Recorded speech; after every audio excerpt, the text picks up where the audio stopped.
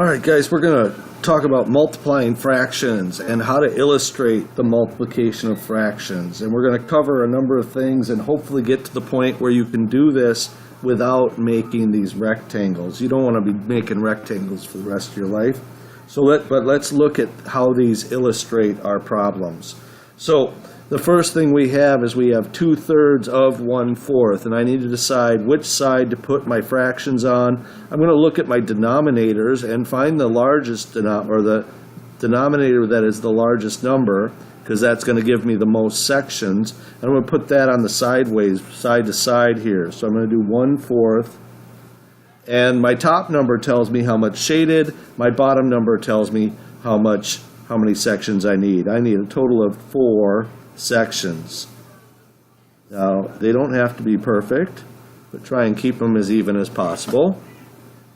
And I have 4 sections, 4 in my denominator, 1, 2, 3, 4 sections. I have 1 that is shaded. And rather than shading it, I want you to use lines like so, okay? Drawn at diagonals. And why I'm asking you to do that is because once you start shading, if you don't have highlighters, it becomes really hard to see what's double shaded if you've darkly shaded everything. So if we use these lines in one direction, for this one, we have 1 out of the 1, 2, 3, 4 shaded. So the top number is your numerator, tells you what's shaded. The bottom number is your denominator, it tells you how many total pieces. And then we go to our other fraction, 2/3, and we put that on this side, 2/3. And we look at our denominator. Our denominator tells us we need 3 sections. So I want to make 3 rows this time. And 2 of those rows should be shaded. And this time, instead of shading or scribbling, I'm going to make diagonal lines, but I'm going to make them in the opposite direction. And in this way, I'll be able to see what parts have lines that are double shaded or double lines through them. Those are the ones that I'm interested in. So I go ahead just to be sure and I grab a marker to outline the double shaded part, the intersection. So when we're multiplying fractions, we're looking for the intersection of those 2 fractions. And instead of writing of, we're going to write 2/3 times 1/4. And when we multiply our numerators, 2 times 1, 2 times 1, 2 is the shaded on one side, and 1 is the shaded on the other side. And 2 times 1 gives me 1, 2, 2 shaded, out of a total of, and this is where I look at my multiplying my denominators. I multiply my denominators, 3 and 4, 3, 3, and 4, 4. 3 times 4 is 12, 12. And so my answer becomes 2/12. If I count them up, I got 1, 2, 2 shaded, double shaded, 2 in the intersection, out of 1, 2, 3, 4, 5, 6, 7, 8, 9, 10, 11, 12. 2/12. Now, I'm not done yet, because now I can take that 2/12 and reduce it into lowest terms by using my giant 1 in reverse. And instead of multiplying by a giant 1, we're looking for a number that we can divide by. What number goes into both 2 and 12? And the answer is 2. So our giant 1 is 2/2. 2 divided by 2 is 1. 12 divided by 2 is 6, and my answer is 1/6. 1/6. Okay?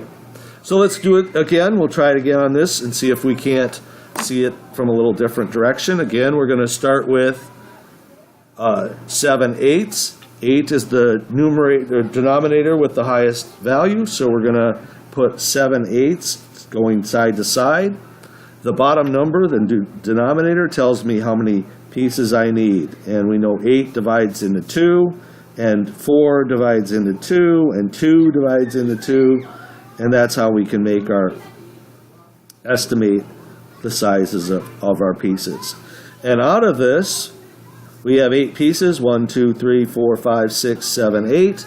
And 7 of them should be shaded. So we're going to go over to 7, and we're going to make diagonal lines indicating that we are shading 7/8. We're going to keep going.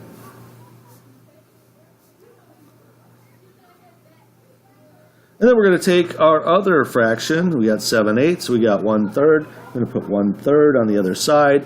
The bottom number, the denominator, tells us how many rows we need. I need 3 rows. And the top number tells me how many are shaded. And so I'm going to shade 1 out of the 3 rows. Here's 1, 2, 3. I'm going to shade 1. I'm going to go the opposite direction so it becomes obvious which ones are double shaded. And then I'm going to draw a rectangle around the ones I am most interested in. And that's the intersection, the ones that are double shaded. And to do that, I'm going to go 1, 2, 3, 4, 5, 6, 7. 7 are double shaded out of a total of 1, 2, 3, 4, 5, 6, 7, 8, 9, 10, 11, 12, 13, 14, 15, 16, 17, 18, 19, 20, 21, 22, 23, 24. So 7 out of 24. And now when I go over here and look about multiplying it, what I'm going to do is I'm going to take 7/8 times 1/3. And when I go ahead and multiply my numerators, 7 times 1, I'm doing this. 7 times 1. 7 wide, 1 high. Okay, and 7 times 1 is 7. And then when I go ahead and do my denominators, 8 times 3, 8 times 3, I got 3, I have 8. 8 times 3 gives me my total. 8 times 3 is 24. And our answers agree. Which brings us now to mixed numbers. Mixed numbers. And I want to show you how to multiply mixed numbers. But before I do, I first want to remind you on how to use your generic squares to solve for problems. So, we have 46 times 23. We're going to split 46 into 40 plus 6 times 20 plus 3.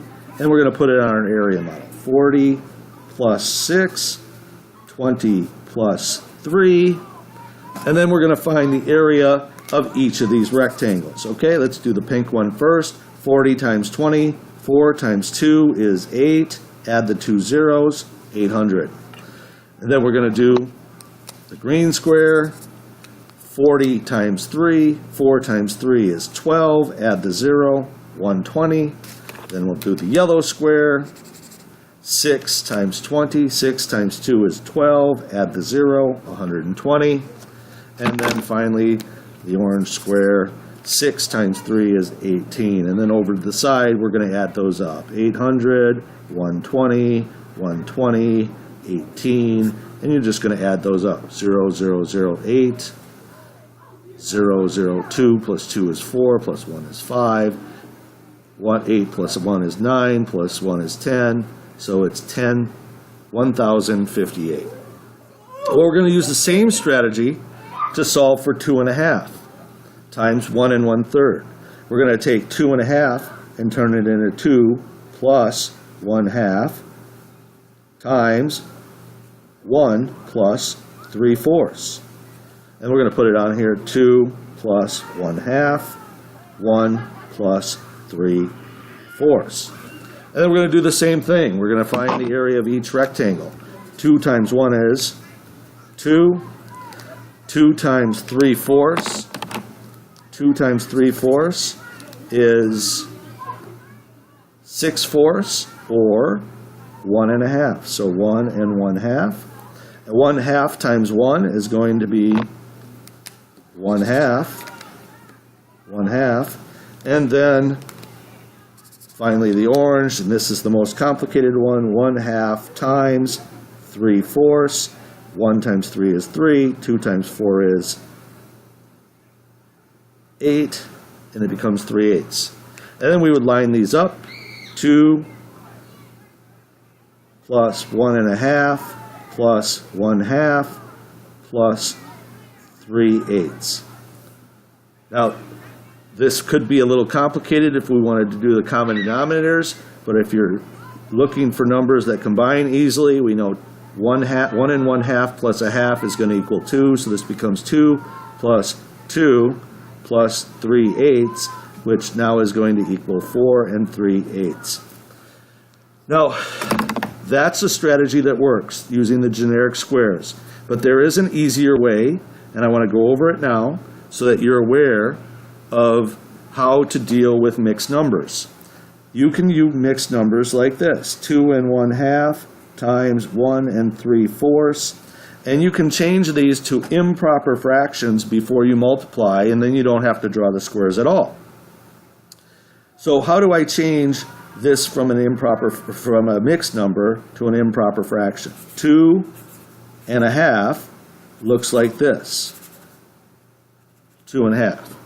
Well, what I'm going to do is I'm going to turn them all into halves, like so. So to do that, how many pieces make up a whole? 2 pieces make up a whole. I have 2 holes, 1, 2, times 2 halves, 1, 2, 1, 2. 2 times 2 is 4, plus 1 gives me 5 halves. 1, 2, 3, 4, 5 halves, times 1 and 3/4. So now I have 1 and 3/4. Okay, how many pieces make a whole? 4 pieces make a whole. 1 whole, 1, 2, 3, 4. 1 times 4 is 4, plus the 3, 1, 2, 3, is 7/4. And now all I got to do is multiply across. 5 times 7 is 35. 2 times 4 is 8. And then I have an improper fraction that I now need to use my giant 1 in reverse and reduce. Okay, so 35, how many whole groups of 8 fit into 35? I pull out my multiplication table, 8, 16, 24, 32, and I get 4 groups of 8. So I have 4 holes. I pull out the 4 holes. 4 times 8 is 32, which leaves me with 35 minus 32, 3/8 left over, and there's my answer. Way easier to solve, but my answers do agree. So either strategy works. But the key here is that before you can multiply, you must convert your mixed number into an improper fraction before you multiply. Good luck.